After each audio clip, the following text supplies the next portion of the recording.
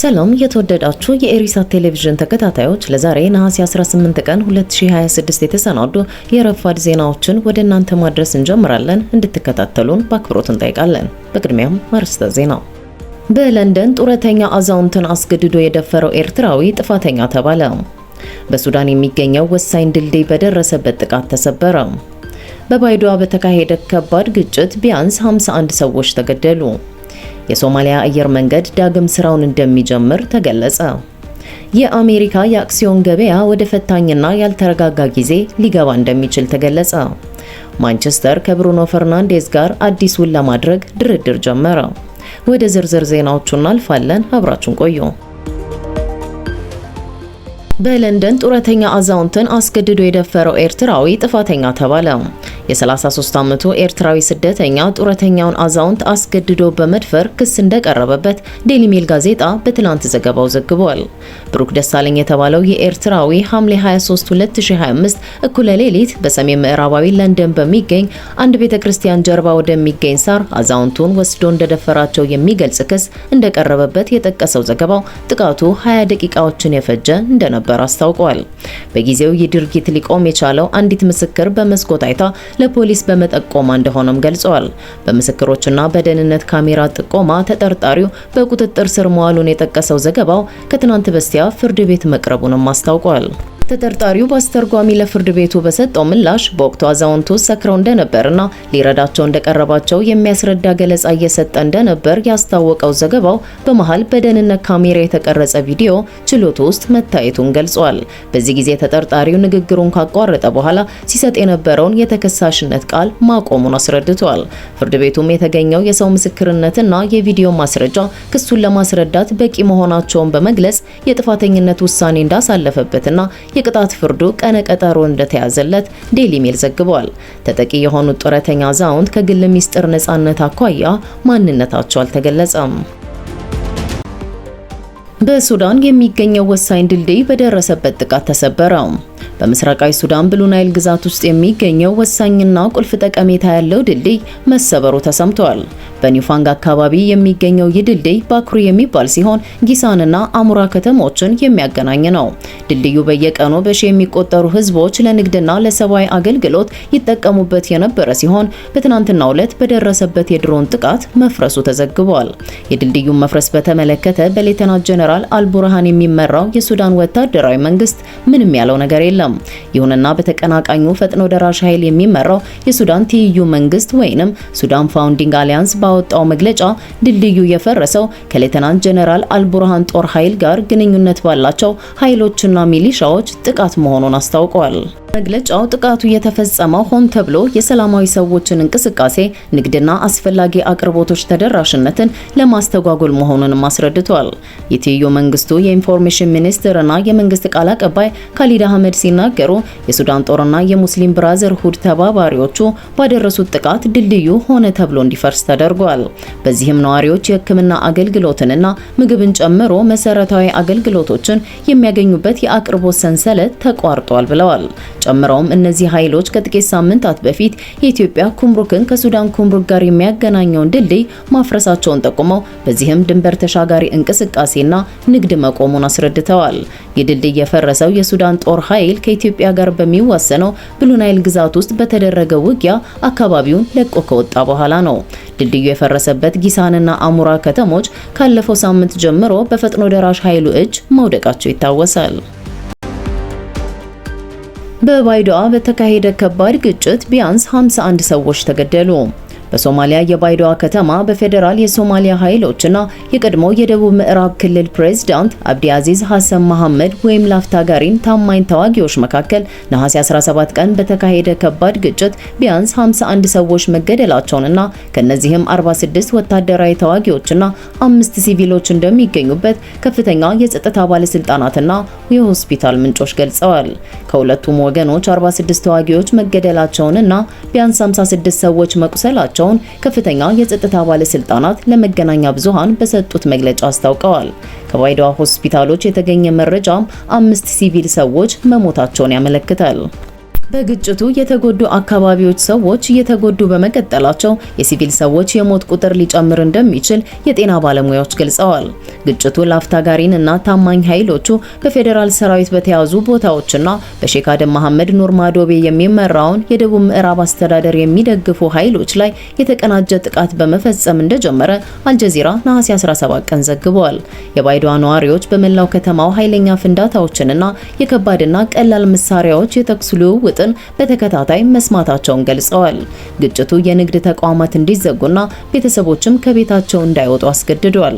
ከላፍታጋሪን ጎን የተሰለፉ ኃይሎች መጀመሪያ ላይ የባይዶዋ ከተማን ማዕከላዊ ክፍል በከፊል መቆጣጠራቸውን ቢገልጹም ከበርካታ ሰዓታት ውጊያ በኋላ የፌዴራል ሰራዊት ከከተማዋ ማስወጣቱን ነዋሪዎችና የሶማሊያ መከላከያ ሚኒስቴር መግለጫ ያመለክታሉ። ሚኒስቴሩ በፌዴራል ጦር ሰፈሮች ላይ ፈንጂ የተጫኑ ተሽከርካሪዎችን በመጠቀም ጥቃት መፈጸሙንና ወደ 30 የሚጠጉ ተቃዋሚዎችን መግደሉን ገልጿል። በአካባቢው የነበሩ የአይን ምስክሮችም ሁለቱ ኃይሎች በተዋጉባቸው አካባቢዎች የወታደራዊና የሲቪል ሰዎች አስከሬኖችን ማየታቸውን ገልጸዋል። ከጸጥታና ከሕክምና ምንጮች የተገኙ የጉዳት አሃዞች እንደሚያመለክቱት ነሐሴ 17 ቀን የተካሄደው ውጊያ ከመጀመሪያዎቹ ሪፖርቶች ይልቅ እጅግ አስከፊና ገዳይ ሊሆን እንደሚችል ይገመታል። የፌዴራል መንግስቱ ከላፍታጋሪን ጋር የፖለቲካ አለመግባባት ከተፈጠረ በኋላ በአደም ማዶቤ የሚመራውን አዲስ የደቡብ ምዕራብ አስተዳደር ለመመስረት ከረዳበት ጊዜ ጀምሮ በባይዶዋ ውጥረት መኖሩ ይታወቃል። ላፍታጋሪን በመጋቢት ወር የፌዴራል ሰራዊት ወደ ባይዶዋ ከገባ በኋላ ከሞቃዲሾ ጋር ያለውን የአስተዳደሩን ግንኙነት ካቋረጠ በኋላ ብዙም ሳይቆይ ስልጣኑን ለቋል። ይህም የህገ መንግስት ማሻሻያዎች፣ የክልል ምርጫዎችና በሶማሊያ ፌዴራል መንግስትና በአባል ክልሎቹ መካከል ያለው የስልጣን ክፍፍል ላይ አለመግባባት በነበረበት ወቅት ነበር። ምንም እንኳን ላፍታጋሪን ከስልጣን ቢወርድም ለቀድሞ የክልሉ መሪ ታማኝ የሆኑ የታጠቁ ኃይሎች በባይዶዋ አካባቢ ጥቃቶችን እያበረቱ መቀጠላቸው ተገልጿል። በግንቦት 30 ቀን በተካሄደ ተመሳሳይ ውጊያ ቢያንስ 8 ተዋጊዎች ሲገደሉ በሰኔና በሐምሌ ወራትም በከተማዋ አካባቢ ተጨማሪ ግጭቶች መከሰታቸው ይታወሳል። በነሐሴ 17 ቀን የተፈጸመው ጥቃት በመጋቢት ወር የፌዴራል ኃይሎች ከተማዋን ከተቆጣጠሩ ወዲህ በባይዶዋ የተከሰተው እጅግ አስከፊ ግጭት መሆኑን ነዋሪዎች ገልጸዋል። ውጊያው በግጭትና በድርቅ ምክንያት የተፈናቀሉ በመቶ ሺዎች የሚቆጠሩ ሰዎችን በምታስተናግደው ባይዶዋ ከተማ መከሰቱ የሰብአዊ ሁኔታውን የበለጠ ሊያባብሰው ይችላል የሚል ስጋት ተፈጥሯል። ከውጊያው በኋላ የፌዴራል ሰራዊት ባይዶዋን በቁጥጥሩ ስር ማዋሉን ሮይተርስ ምንጮቹን ጠቅሶ ዘግቧል።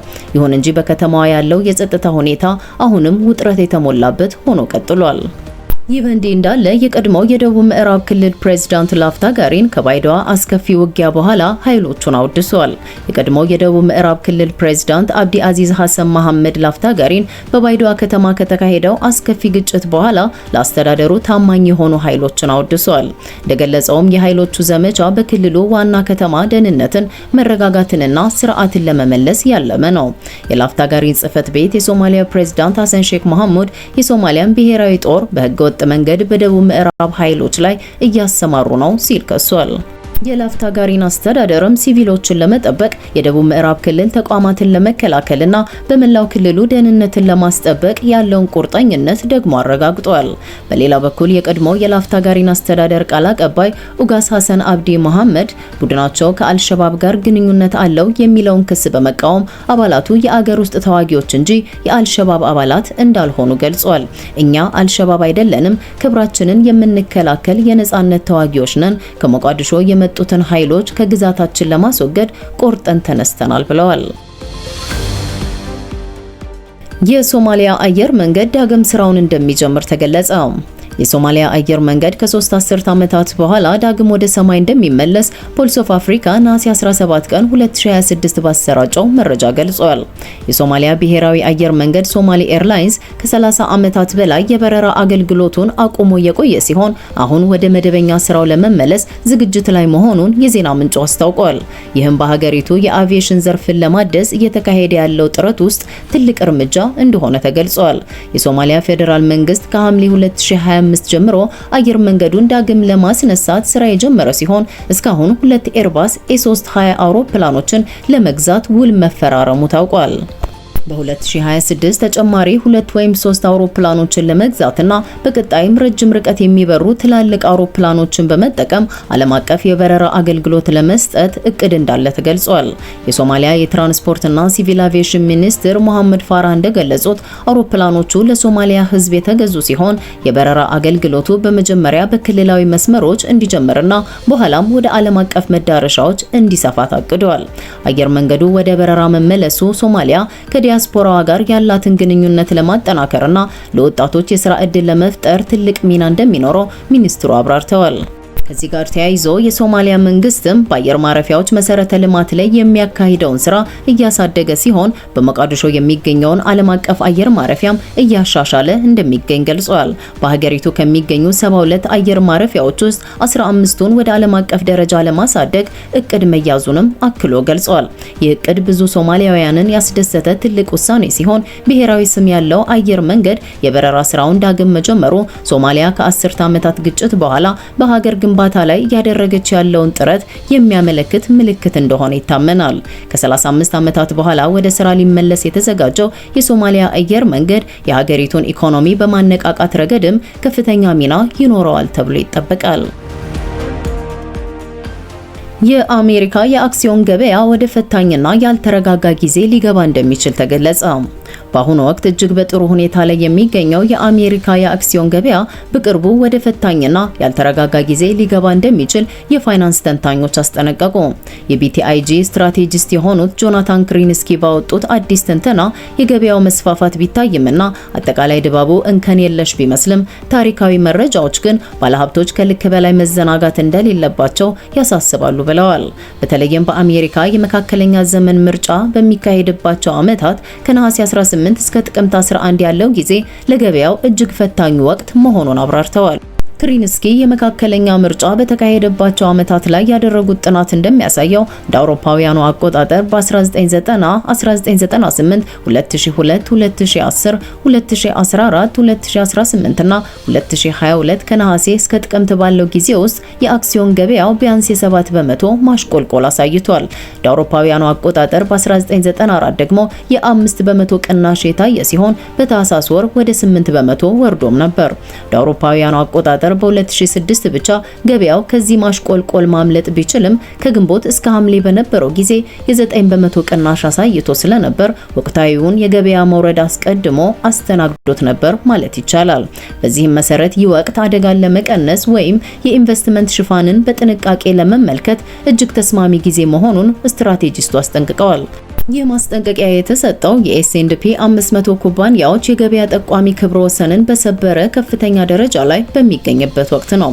ለዚህ ደግሞ ዋነኛው ምክንያት የሁለተኛው ሩብ ዓመት የኩባንያዎች የገቢ ሪፖርት እጅግ አመርቂ ሆኖ መመዝገቡ ነው። የፋክት ሴት መረጃ እንደሚያመለክተው የኤስ&ፒ 500 ኩባንያዎች ገቢ ካለፈው ዓመት ተመሳሳይ ወቅት ጋር ሲነጻጸር ቢያንስ በ50 በመቶ የማደግ አዝማሚያ እያሳየ ሲሆን ይህም ከ2021 ሁለተኛ ሩብ ዓመት ወዲህ የታየው ከፍተኛው የእድገት ምጣኔ ነው። የፋይናንስ ሪፖርታቸውን ካቀረቡት ኩባንያዎች ውስጥ 86 በመቶ የሚሆኑት የዎል ስትሪትን ግምት ያሻቀበ የአንድ አክሲዮን ትርፍ አስመዝግበዋል። ምንም እንኳን ታሪካዊ መረጃዎች ገበያው ሊያሽቆለቁል እንደሚችል በማያሻማ ሁኔታ ቢያሳዩም ትልልቅ ኩባንያዎች እያስመዘገቡት ያለው ከፍተኛ የፋይናንስ ስኬት በአንጻሩ ባለሀብቶች አክሲዮኖቻቸውን በሙሉ ሸጠው እንዲወጡ የሚያስገድድ አይደለም። በመሆኑም ታሪካዊ መረጃዎችን ከተጨባጩ የገበያ ሁኔታ ጋር አገናዝቦ ውሳኔ ማሳለፍ እጅግ ጠቃሚ መሆኑ በዘገባው ተጠቁሟል። በመጨረሻም ዜና ስፖርት። ማንቸስተር ከብሩኖ ፈርናንዴዝ ጋር አዲሱን ለማድረግ ድርድር ጀመረ። የቱርኩ ክለብ ጋላታሳራይ ለብሩኖ ፈርናንዴዝ በአመት 20 ሚሊዮን ዩሮ የሚያስገኝ አጓጊ ጥያቄ ማቅረቡን ተከትሎ ማንቸስተር ዩናይትድ ከአምበሉ ጋር አዲስ የኮንትራት ውል ለማድረግ ድርድር መጀመሩ ተዘግቧል። የ31 ዓመቱ ፖርቹጋላዊ አማካይ ዋነኛ ፍላጎት በኦልትራፎርድ መቆየት ሲሆን በአዲሱ ውል ዙሪያም ከክለቡ ጋር እየተወያየ ይገኛል። ነባሩ ኮንትራቱ እንደ አውሮፓውያኑ አቆጣጠር በነሐሴ 2024 የተፈረመ ሲሆን እስከ 2027 የሚያቆየውንና ክለቡ ከፈለገ ተጨማሪ 12 ወራት ማራዘም የሚችልበት ምርጫም ያለው ነው። በተጠናቀቀው ክረምት መጀመሪያ ላይ ለውጭ ክለቦች ብቻ ክፍት የነበረ የ65 ሚሊዮን ዩሮ የውል ማፍረሻ በፈርናንዴዝ ኮንትራት ውስጥ የነበረ ቢሆንም አሁን ላይ ግን ጊዜው አልፎበታል። ማንቸስተር ዩናይትድ የዚህ የውል ማፍረሻ ጊዜ ካለፈ በኋላ ተጫዋቹን የመሸጥ ምንም አይነት ፍላጎት እንደሌለውና ከማንኛውም ክለብ የቀረበለት ጥያቄ አለመኖሩን አስታውቋል። ጋላታሳራይ በቅርብ ዓመታት የዝውውር ገበያውን በማሟሟቅ ለአውሮፓውያኑ አቆጣጠር በ2024 ቪክተር ኦሲሜንን እንዲሁም ባለፈው ክረምት ሌሮይ ሳኔን ከባየር ሙኒክ ማስፈረሙ ይታወሳል። በቅርቡም ለአርሰናሉ ጋብሪኤል ማርቲኔሊ የ45 ሚሊዮን ዩሮ ጥያቄ አቅርቦ በተጫዋቹ ፈቃደኛ አለመሆን ውድቅ ተደርጎበታል። ፈርናንዴዝ ባለፈው ዓመትም ከሳውዲው አልሂላል በዓመት 40 ሚሊዮን ዩሮ የሚያስገኝ ጥያቄ ቀርቦለት የነበረ ቢሆንም ከገንዘብ ይልቅ እግር ኳስን በማስቀደም ትልልቅ ዋንጫዎችን ለማንሳት ክለቡ መቆየትን መምረጡ አይዘነጋም። አሁንም የጋላታሳራይን የደሞዝ ጭማሪ ጥያቄ ወደ ጎን በማለት በማንቸስተር ዩናይትድ ለመቀጠል ወስኗል። የቡድኑ አምበል የሆነው ፈርናንዴዝ በ2025-26 የውድድር ዘመን እጅግ አስደናቂ አቋም በማሳየት የእንግሊዝ የእግር ኳስ ጸሐፊያን ማህበር የዓመቱ ምርጥ ተጫዋች ሽልማትን ማሸነፉ ይታወሳል። በውድድር ዘመኑ 9 የሊግ ግቦችን ሲያስቆጥር 21 ኳሶችን አመቻችቶ በማቀበል የምንጊዜም የሊጉን ክብረ ወሰን ሰብሯል። ለአውሮፓውያኑ አቆጣጠር በጥር 2020 ስፖርቲንግ ሊዝበንን ለቆ ዩናይትድን ከተቀላቀለበት ጊዜ አንስቶ 327 ጨዋታዎችን አድርጎ 107 ግቦችን ያስቆጠረ ሲሆን ተጫውቶ ካሳለፋቸው 7 የውድድር ዘመናት በ5ቱ የክለቡ ምርጥ ተጫዋች መባል ችሏል። ብራዚላዊው ካዚሜሮ ክለቡን መልቀቁን ተከትሎም አሁን ላይ በማንቸስተር ዩናይትድ ስብስብ ውስጥ ከብሩኖ ፈርናንዴዝ የበለጠ ደሞዝ የሚያገኘው ማርከስ ራሽፎርድ ብቻ እንደሆነ ይታመናል።